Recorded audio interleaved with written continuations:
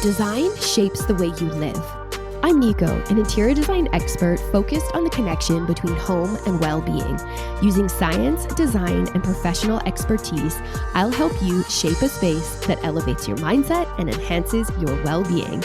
Let's create space for better living, starting now. Welcome back to Your Home by Design. I'm your host, Nico, and today we're diving into a topic that has the power to completely transform how your home looks and how it feels. And this is pattern. Now, pattern is one of those design elements that people tend to either love or feel really intimidated by. It can feel like a big commitment, a bold move, something that's easy to get wrong, but when it's done well, pattern is what elevates a space. It adds depth, interest, and that layer of intention that makes a home feel truly designed. So in today's episode, I'm going to walk you through why we're often hesitant to use pattern, how it actually impacts us on a psychological level, and most importantly, how to start introducing it into your home with a clear plan. Whether you want to go all in or just dip your toe in, this episode is going to give you the tools to do it with confidence.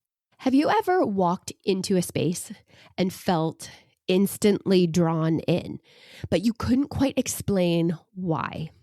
You thought, wow, this looks so nice. And when you look around the room, taking it in, you can't pinpoint exactly what it is that's causing you to feel that way. You may think, oh, I really like that chair, or wow, look at that rug, or those toss cushions are so cool.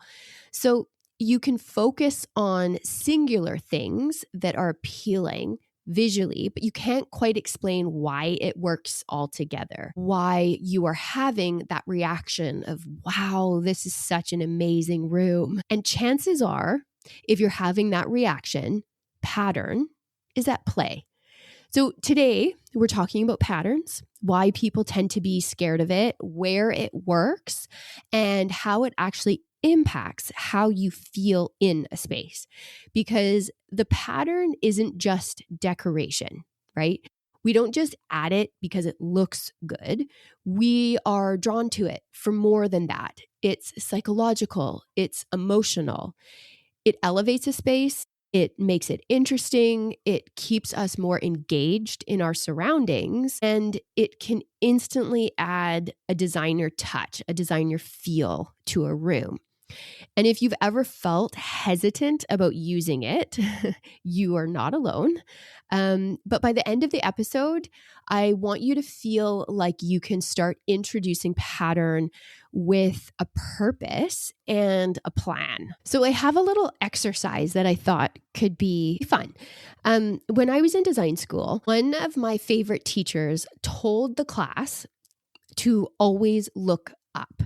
She was giving us a lecture and she said, this is a really important thing to do when you're a designer, is to just always look up, bring your eyes up. And she was talking about anywhere really, whether you're walking down the street or whether you're sitting in a room. And I remember at the time almost thinking, yeah, of course. Why wouldn't you? It sort of seemed a bit trivial, but for whatever reason, it stuck with me. And time again, I thought about that. I understood why. I've come to understand what actually happens when you look up. You start to notice things more. It's simple, right? You just actually start to notice your surroundings. You start to see patterns and shapes. You start to feel how you're responding to your surroundings. So I want you to try it. I want you to take a second and try it right now. From wherever you're sitting, whether you're at a coffee shop listening or on your sofa in your living room, wherever you are, just bring your gaze up. Notice the ceiling height, the scale of the space, the lines. Are there textures? Are there patterns? Is it a short ceiling? Is it a tall ceiling? Is there any architectural details that are pulling your attention? It doesn't have to be directly up either. I'm not talking about right above your head. It's just bringing your gaze up to like mid-level and further, right? Does anything catch your eye? How does it make you feel as you're looking around wherever you are? When we allow ourselves and we intentionally pay attention to whatever your eye lands on, whatever you're drawn to, and you just take a second and you appreciate it, or you evaluate it, or you just simply take notice, that awareness, that's what allows you to start designing with intention. You're just starting to pay attention to detail. And when you can do that and you can train yourself to start noticing that detail, then you can start being intentional about it. I just love this little exercise. It's a wonderful reminder to all of us that we so often spend so much of our time looking down. It's a nice reminder just to take notice of what's going on around us. Have you ever wondered why people are so reluctant to use patterns? Maybe that's you. Maybe you're someone who is a little bit scared to embrace pattern. I've had clients that are really unsure. I go through the process with them and they want to embrace it and are excited, but still, even with all my reassuring, they're still weary until install day. And then they get to see it all come together. And one of my favorite moments is when I witness how amazed they are with the outcome. And it really is a joint effort. They were involved in every step of the way. They committed to the scheme, the patterns, all of it. But it is such a fun moment when they get to see all of the pieces come together and they get to sort of zoom out and see how it's looking as a whole. But that initial fear or uncertainty is where most people get stuck and they don't push through. And when I talk to clients and friends, it almost always comes back to this. It just feels like a bigger commitment. Pattern can feel bold. It feels like a big design move. And people are really worried about making a mistake or regretting it. So there's also this underlying concern about what people might think. And I see this a lot. People feel really confident when they can say, my designer suggested this. It sort of like removes a bit of pressure. It gives them that professional edge. Like it must be right. So they kind of can lean on that confidence. But here's the thing to remember is that pattern, it's not always bold, right? You can adjust the placement, the scale, and the contrast to create something that feels aesthetically interesting without going full pattern drenching. If you love pattern drenching, that is your thing, then you should absolutely go for it. Whereas if you're someone who would rather not, you want to introduce pattern in more subtle ways, you can do that as well. You can still get the interest and the designer feel and the benefits from having pattern in your rooms without feeling like it's overwhelming. Because the spaces that feel the most pulled together and intentional, they don't always play it too safe. There's usually some push there. There's some added layering and thought to a space that you don't get if you play it safe. So even if you're somebody who is reluctant on using pattern, I encourage you to try to incorporate some form of pattern into your room to pull it together and make it feel intentional. Okay. Try not to play it too safe. And this is where I like to go back to my puzzle analogy, which I've talked about in previous episodes. But when you're designing a space, you're not seeing the full picture right away. You're really just choosing all of the pieces individually. And sometimes that process of choosing things individually and not seeing them as a whole, sometimes that can feel uncertain. But once everything comes together, that's when you get to see the story. You get to zoom out and see that big picture and have that moment of feeling really excited about the choices you've made and how everything's relating to one another. So now I want to talk about what pattern does to a space. Pattern really elevates a room. It elevates a space. It creates interest. It creates depth and movement. It keeps your brain engaged because when you walk into a room, your brain is immediately scanning for structure, for symmetry, repetition, and rhythm. You don't consciously say, oh, this room is balanced. You feel it. You feel calm. You feel a sense of order. You feel like the space is complete. Pattern contributes to that in a big way. It also helps connect elements in a room. You can use pattern to reinforce a shape or a color, even a feeling. Okay, it builds cohesion. And without it, a space can feel really flat or unfinished.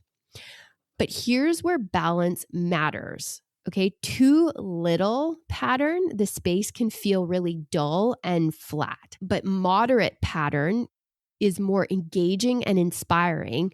And too much pattern can be overwhelming and distracting.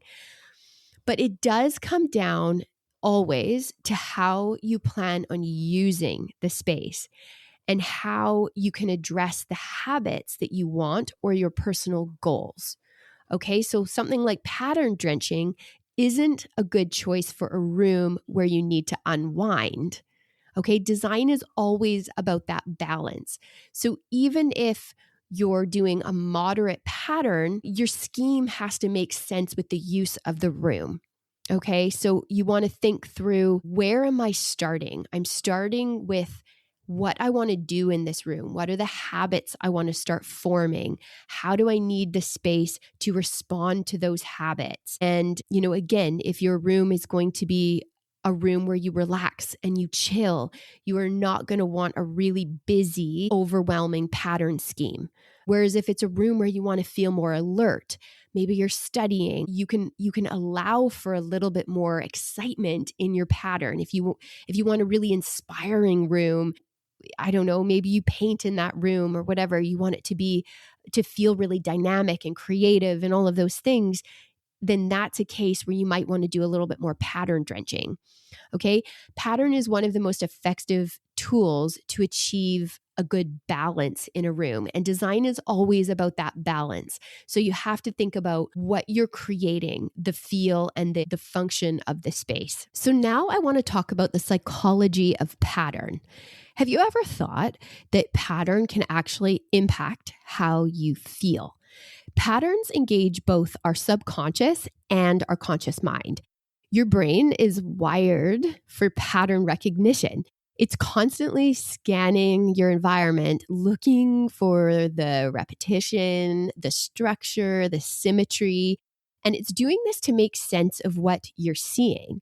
That's why when you walk into a room that feels really balanced, you feel at ease. You're not working as hard to process it. So now I want to talk about something called fractal patterns. Fractal patterns are patterns that you see in nature, and it's a really cool phenomenon that we observe when we look at certain things in nature.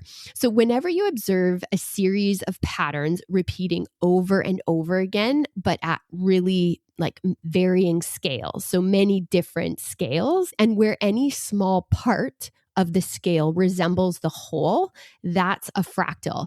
So for example, if you think of a tree, first you see all the big branches, and then you see, if you look closer, you see basically smaller versions growing out of all of the branches. So as you keep zooming closer and closer in, you basically are seeing that same thing happening over and over and over again, but it's getting smaller and smaller all the way down to the tiniest little branch, or basically it's like a twig. There are so many patterns found in nature that repeat at varying scales. So if you think about ferns, when you look at a fern and you see the big leaf of a fern, and then you zoom in a little bit, you can see that pattern repeat again with the leaf of the fern. And then you zoom into the leaf and you can see that pattern repeat again and then again and again. Another thing is a pine cone or a snowflake, even succulents. Like if you look at certain succulents in the garden, you can see that happening. And the reason these patterns really help us to relax is because our brains are used to processing them. They exist everywhere in nature, which I think is just really cool. When we see them, there's kind of a familiarity. Our brain actually just recognizes that structure really quickly. So it reduces that cognitive load.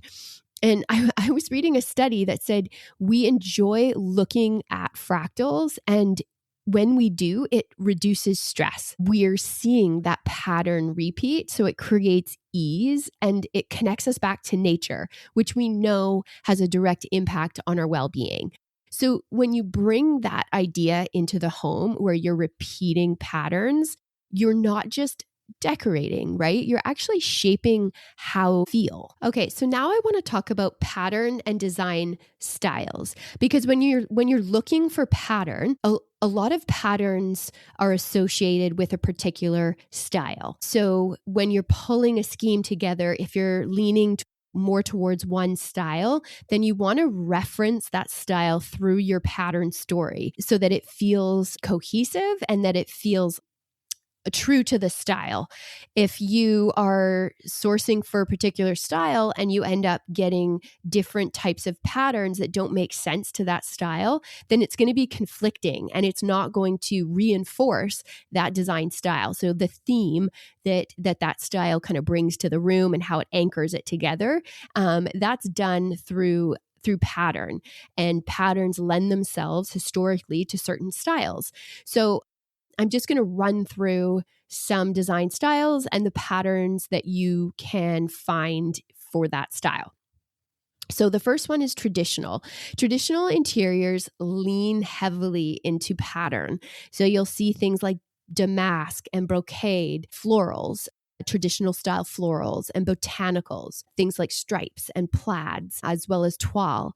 These are layered, detailed, and often more formal. And you'll see a lot more pattern play in a traditional interior than you would in another design style. And then the next is modern and contemporary. These spaces use pattern differently than what you would see in a traditional aesthetic.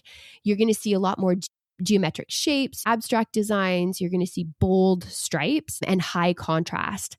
And with your stripe, you're going to see a crisp stripe is more lends itself more to modern and contemporary than you would say like a ticking stripe. So a ticking stripe would be definitely more traditional or even country. So for modern, you want to look for a stripe that's very crisp and clean, as well as high contrast and abstract designs. Mid-century style, you're going to see a lot more starburst and atomic patterns. You'll see playful geometry, movement, and asymmetry. And then farmhouse and coastal, you'll see gingham and checks, soft botanicals, and relaxed stripes. So you'll see more of those ticking stripe styles in farmhouse and coastal as well. Even like a stripe on linen or a fabric that feels a little bit worn and aged, that lends itself more to that relaxed feel that farmhouse and coastal give. And the next, Scandinavian and Japandi. So with these styles, it's really more minimal and subtle with the patterning, tone on tone pattern versus anything too bold. Texture, a lot of texture over heavy print. You could have a subtle print, but it's very textural. So you might have a woven fabric instead of a really obvious print. And then bohemian and eclectic, and then bohemian and sort of more of an eclectic aesthetic, you're going to find more iCat, paisley, animal prints even, and global inspired textiles. And this is really important because patterns carry history. Like I said, we can trace certain pattern styles back to certain times in history. So when you're creating a theme or a vibe to a room and it does lean more to one particular style, you want to look for that historic connection where there is one. So they can place your space in a certain era or a certain style. And again, that just reinforces that theme, which makes it feel really cohesive and pulls it all together. So if you're unsure where to start, look at the design style that you're drawn to and use that as your guide. I always say you don't want to go too overly trendy on certain things. You want to make sure that you are speaking to who you are and your life and your interests and your goals and what you want to see for your habits and all of these things. But often that can be tied to a certain aesthetic because different design styles really do lend themselves to a certain lifestyle. So if you can kind of narrow down what lifestyle the room is, then you can choose a design style to work with that, to work for you. And then the patterning comes in to reinforce that. Okay, so now let's chat about how to build a pattern story. I want to get into how to actually build a scheme so you can introduce patterns with a plan. I'm going to run through some steps that you can use. So step 1 is start with intention. Okay, zoom out. So before you even think about the pattern, the color, the design style, ask, what do you want this space to help you with? What are your habits? What are your goals? You have to reverse engineer your home. We believe that so strongly at Pero that we use our home as a tool for better living. So if you can reverse engineer it and start with, what do you want your habits to be in this space? What are the goals for you personally? So for example, our living room is a slow room. It's a room that's for conversation. It's a room for reading, sitting on the floor in front of the fire with a glass of wine. It's a room for early morning coffee, watching the sunrise, and quiet morning conversations. So the patterns in my living room, they aren't loud. They aren't energetic. They're textural. There's some interest to them. Linen, there's tonal weaves, and a subtle stripe, but nothing that's in your face. And the reason why is because we want that room to be a room for reading, a room for conversation by the fire. It's very much a room that we want to go in and relax. We do read in that room, but we have an adequate reading light when we need it. So the whole thing was really thought through in the sense of, what do we want to do? And for us, our habits in that room, it's a tech-free, sort of device-free room. So we don't have a TV. We don't really bring our phones into the room. We just allow it to be what it is. And the reason why is because we really want to foster conversations in that room. We want our habits in that room to be reading and relationships. So that's how we've kind of reversed engineered that space to work for what we want out of our lives.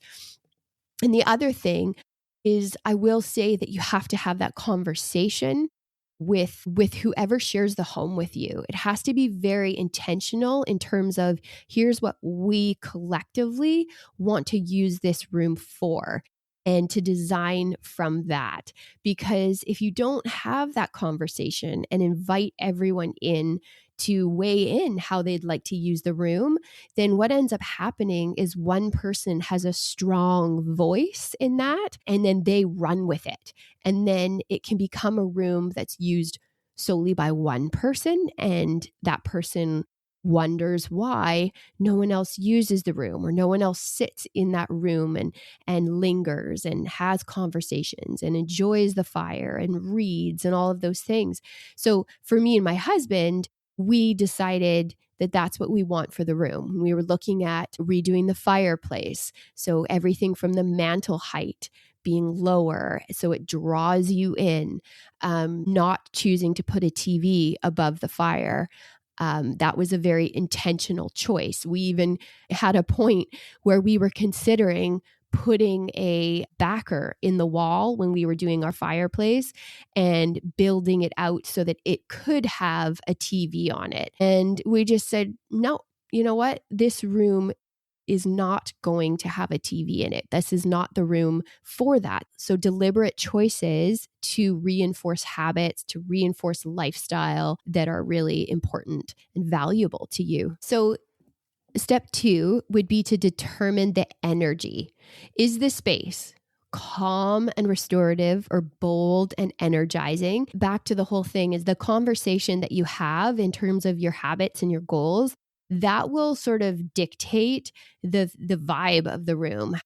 If you need it to be calm or if you need it to be bold. This really does inform everything, because if you want calm and restorative, then you're going to choose more curves and symmetry, which signals to your brain calm, predictability.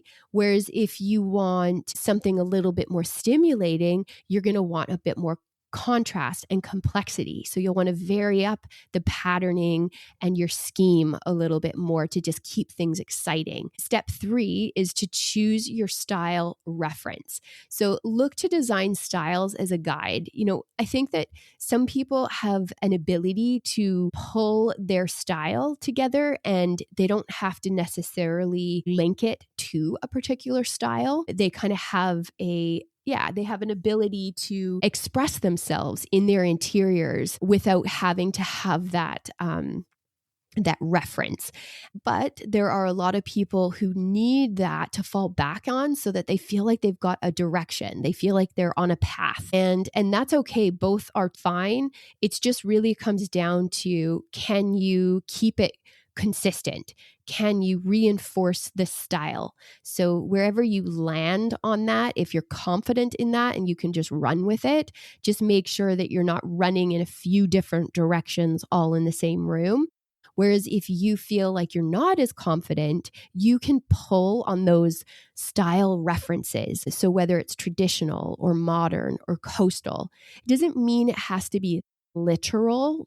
But you can have that reference that you just keep kind of looking back to as you make your choices. Like, does this feel modern? When I look to modern interiors, am I seeing similarities? Okay, so let that inform your pattern direction.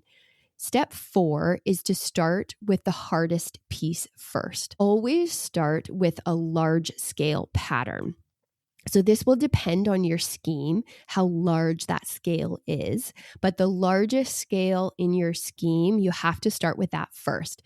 And it's simply because it will be the hardest to find. There are hundreds of solids, right? And even weaves and slight texture that have a few colors in it. There are a lot of choices, but not as many choices in large scale patterns, or at least there won't be as many that you love. Okay, so always start with the large scale, and then the filler pieces can come next. Work your way down in terms of scale.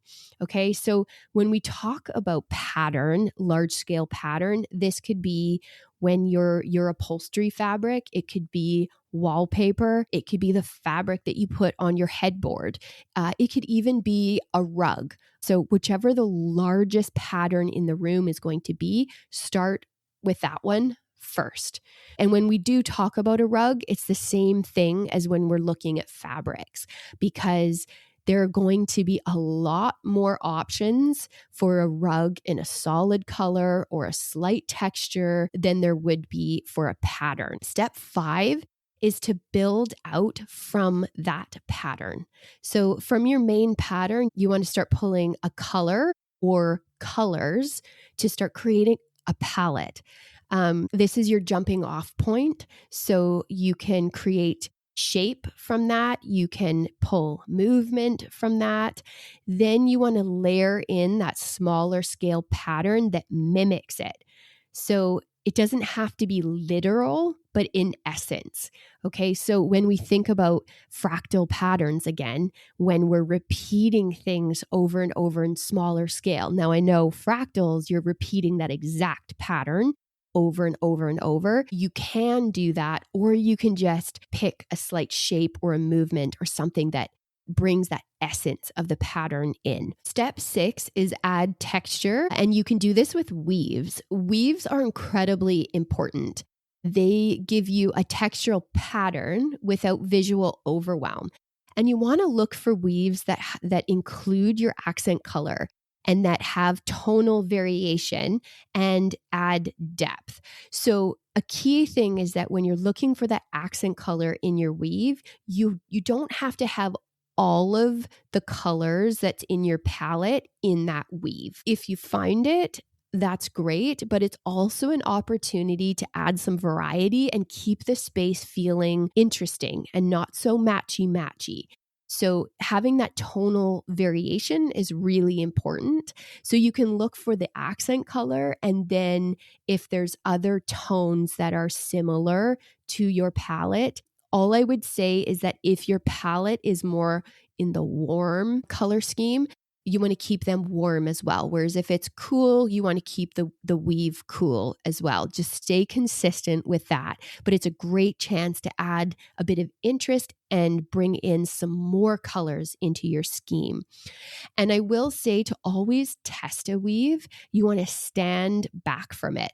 So place your sample, say on your sofa, and go to the other side of the room and look at the weave and what color is it reading. That's what you want to determine, because as you move away from small patterns, it's amazing how they kind of disappear. And the same goes for certain colors might pop the further you get away from it, whereas some colors might recede. And so if that's your accent color and you're putting this fabric is going somewhere, say a chair in the corner of the room, and most of the time you're on the opposite side of that room, then you're not going to get that impact that you're looking for. So just make sure you do that sort of stand far away test, and that will give you an accurate sense of how that fabric is going to read from the other side of the room. So step 7 is to add a stripe or a check. Stripes are one of the safest and most versatile patterns. They never really go out of style. So, but again, I touched on this earlier. Just be mindful if it's a ticking stripe, it is more traditional and coastal. Whereas if it's a crisp stripe, it's more modern. So just look to, first of all, if you want your room to feel really relaxed and lived in, then a ticking stripe could work really well. Whereas if you want it to feel really bold and modern, then go with a more crisp stripe. And with stripes too, you can have fun because stripes come in different scales. So you can have a few stripes in the same room, just vary the scale. So make one a really small scale stripe and one a larger, so a wider stripe. So step 8 is just keep your palette cohesive. So I touched on this already. Watch for undertones. You want to do warm with warm and cool with cool. This is your palette, and it should come from your main pattern, right? So start with the main pattern, pull colors from that, but make sure to keep those undertones consistent. And step 9 is avoid being too literal.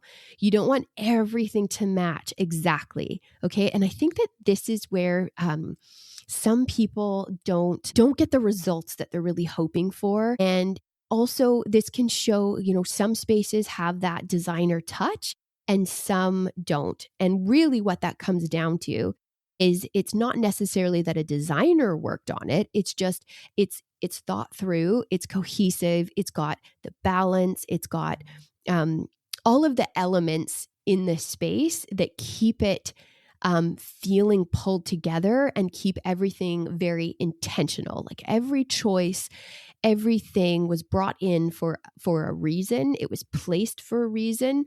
And I think that when we get really matchy, it just dilutes that and it makes it feel very store-bought, really. So avoid the accent color everywhere.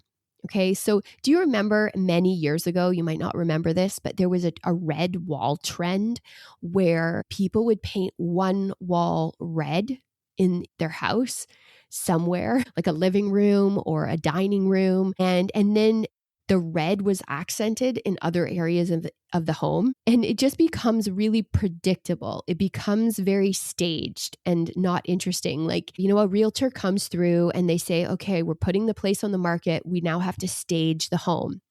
So we have to depersonalize everything.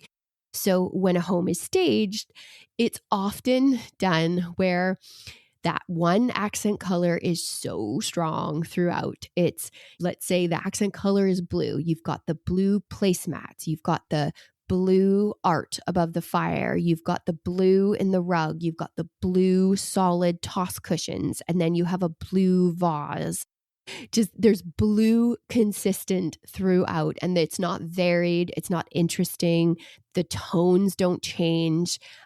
And yeah, it just becomes really overly predictable and too pristine feeling. So you want that variation. You want that interest. You want it to feel storied. And you can tell your story with fabric, the type of floral, the colors, the fabric itself. Is it lush or is it lived in looking like a nubbly linen? So not only the pattern, but the hand of the pattern. So just avoid being too literal with things and really, not matchy and try to bring that story through with fabric. Okay, so now I just want to run through where you can use patterns. Some good placement for patterns in a home, whether you're somebody who is a little worried about committing to a large pattern on a more costly piece of furniture, a more permanent piece of furniture, or whether you're someone who is on a tighter budget. So I just want to run through some great areas that you can use pattern. And then I want to go through just some headboard tips because I've been asked before, I'm starting with pattern and I want to do a patterned headboard, but I'm not sure how to keep it from overwhelming the room. So I do want to just share some of those with you if that's you. So the first thing is, if you want to introduce pattern, headboards, as I mentioned, accent chairs. So in your living room, if you have an accent chair or more than one, this is a great place. I feel like if you're somebody who's not afraid of pattern, then putting pattern on your sofa looks amazing. Whereas if you're somebody who's not so sure, maybe you're worried that you're going to tire of it or it's just going to be too big of a commitment visually, then accent chairs are a great place to put pattern. Also, if you want to even take that back a step further, is you could just put the pattern on the back of the chair. So, and then also if you have budget constraints, this is a great place to do it as well, because you can reserve the more cost-effective fabric for the front of the chair, and then the pattern, the more expensive fabric for the back of the chair. Another place is curtains. On curtains, again, they use a lot of fabric. There's a lot of yardage that goes into curtains to make them the right fullness and the right height and everything. But if you're looking to, you don't want to overwhelm the space with pattern, a great place to do it is on the borders or even the lining, so that you're not seeing the pattern at all times. If you have a lining, you can sort of do a little peekaboo of that from time to time, which looks really nice. It also is if you're going to do borders, it's really good if you are on a tighter budget, because again, it just allows you to reserve that cost-effective fabric for the amount of yardage that you need. And then the borders is really just the lesser. And then another place is toss cushions. I mean, we all know you can switch up your toss cushions. If you're having them made, of course, it's not that it's inexpensive, but it's definitely a more less permanent decision than doing something like an accent chair. And on your cushions, a great place to do it if you're looking to cut some costs is doing like an edge banding instead of the full cushion. So putting the more expensive, the pattern on the band of the cushion. I have seen, I don't love this, but if you do a pattern on the front and a solid on the back, that's an option as well. Although, I find that they wear different and, anyway, but just that is an option if that's something that you're worried about having too much pattern. And then another place is with wall hangings. Wall hangings I love tapestries and any woven wall hangings. I think they add warmth to the space, they add texture to the room, but they also can add interest with pattern. And depending on what style you're going for, but there's all sorts of styles of wall hangings. Some are very, very traditional and some are very modern. So you can choose, to reinforce that whatever design style you're going for or feel or vibe that you're wanting to introduce. And also I would say story. Wall hangings are going to bring that layer of story into the space, especially if you can connect it to something personal. So make sure you're hunting that story. Find it something that speaks to what you love, who you are, and all of that. So now just for a few little headboard pattern tips. If you're starting with a patterned headboard, keep the bedding more solid and textural. And then use a tonal rug that reflects the shape or the movement that's in the pattern so that you're connecting them. And then watch for scale. So you don't want to compete with the headboard. This is really important in a bedroom because the bedroom is meant to be a space where you relax and unwind, where you sleep. So, and also I would say, look at that fabric in different lights, because when your lights are lower at night, that fabric, the color is going to read different than it does when you open your drapes in the day and you've got that natural light coming through. So just check with that, because in a room where you might like to read at night or just light a candle and be cozy in bed, when you do see that pattern, it's going to read different. So you just want to make sure you love it and it speaks to that lifestyle choice that you're making. And then pull a shape or a motif subtly into other elements. So if your pattern is curving, you want to repeat that in other areas of the room. Similar to any room where you're starting to switch up the scale and repeat the tones and the shapes in other areas. But just make sure that what you're looking at is, when you're tying it in and you're playing with scale and repetition, that you're not pulling that if it is a bit more of a dynamic pattern. So if your headboard has a floral with a textured center, you can actually look for a rug or a cushion that mimics that feeling. Not the exact pattern, but it just is a little nod to what's going on. And this keeps the room feeling cohesive and calm. When you really start to understand pattern, you realize it's not just a decorative layer. It's a tool that shapes how you feel in a space, how your brain engages with it, how your home supports the way you want to live. Because pattern brings structure, rhythm, and repetition, things your brain is constantly looking for. It can calm you when it's soft and symmetrical. It can energize you when it has contrast and movement.